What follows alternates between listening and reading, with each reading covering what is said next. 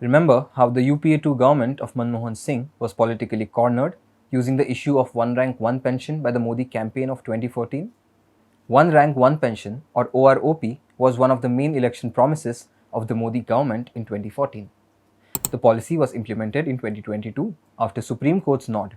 But the policy which the BJP brought in 2015 was not in line with the original recommendations by the Koshyari Committee of 2011. Even if we leave that aside, 10 to 11 lakh pensioners were not paid their dues as per a March 2023 Supreme Court directive. As uncertainty looms over the issue of payments under the OROP scheme, another issue has been disturbing Army veterans for the past weeks. The issue is regarding India's new disability rules for retired armed personnel. The government insists that these changes are necessary adjustments, but ex-servicemen and their supporters vehemently disagree.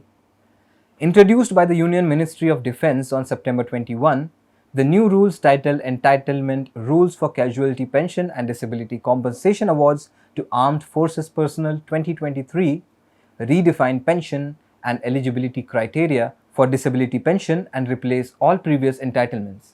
The government's financial watchdog, the Comptroller and Auditor General, which is the CAG, asked the ministry to check how many soldiers were getting disability pensions.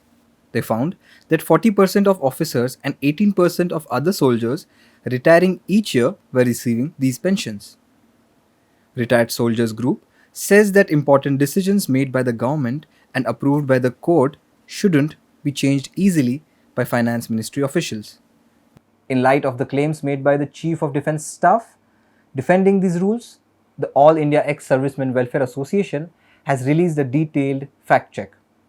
Let's closely examine their assertions against the government's claims. Government's claim number 1. The new rules are just a tweak and do not adversely affect defence personnel. The government asserts that the changes are minor adjustments. However, ex-servicemen argue that these adjustments significantly impact disability pensions and eligibility criteria. This move, according to the All India Ex-Servicemen Welfare Association, is illegal. The rules, which had evolved over decades, benefiting disabled soldiers and widows, have been abruptly altered, raising concerns. Now, the government's claim number 2, which states that the new rules will result in a fitter military. Fact check. The government suggests that these changes aim to create a more robust military. However, ex-servicemen counter that disability benefits are paid upon retirement, meaning there is no direct impact on serving personnel's fitness. These changes primarily affect disabled retirees and deceased soldiers' families. Government claim number 3. The new rules are fair and prevent misuse of disability pensions. The government argues that the changes are aimed at preventing misuse. However, ex-servicemen argue that these changes disproportionately penalize genuine cases, leaving many disabled soldiers and their families in a precarious situation. Ex-servicemen point out that the new rules fix the percentage of disability, making many previously eligible cases no longer qualify for disability pension. Lifestyle diseases like hypertension and diabetes are now covered under impairment relief, but only under specific conditions of active duty, leaving many affected veterans without the support they need.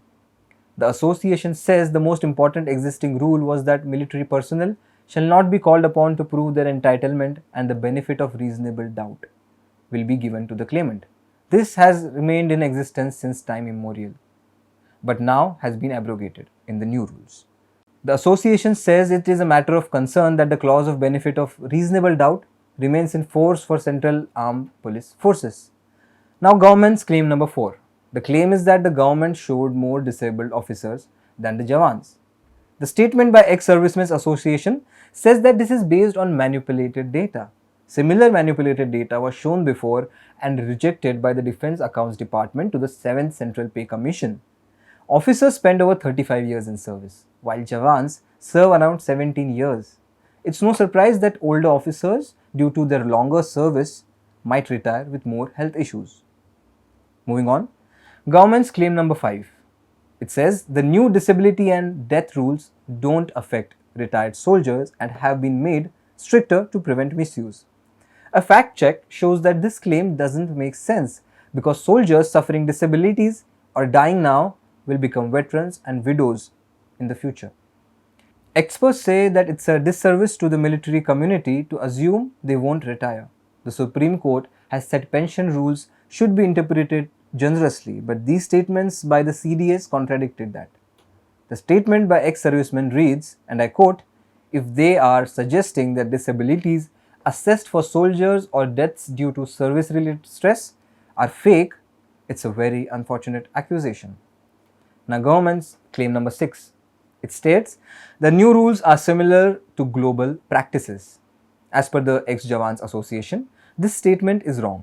In other countries, any medical condition during service is considered linked to military duty, unless due to negligence or intoxication.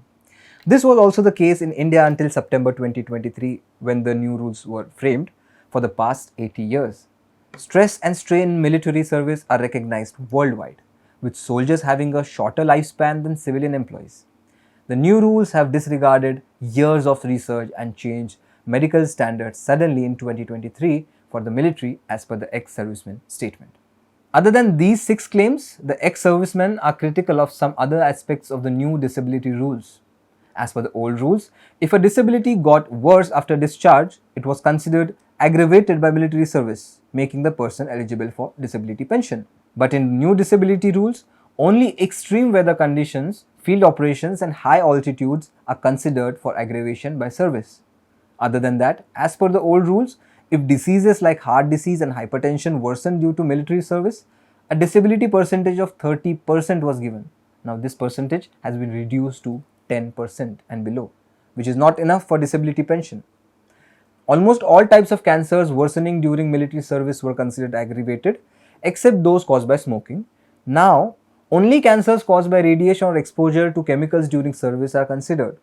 Diabetes aggravated by stress and strain was considered for disability pension.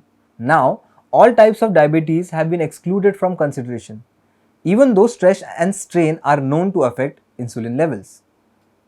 So, that was a brief explainer on why the recent comments by the Chief of Defence Staff on the new disability rules and the new rules itself need a thorough relook.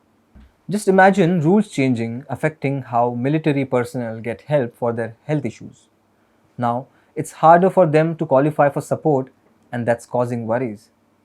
That's it from me. This is Zishan Kaskar, and you are watching The Wire.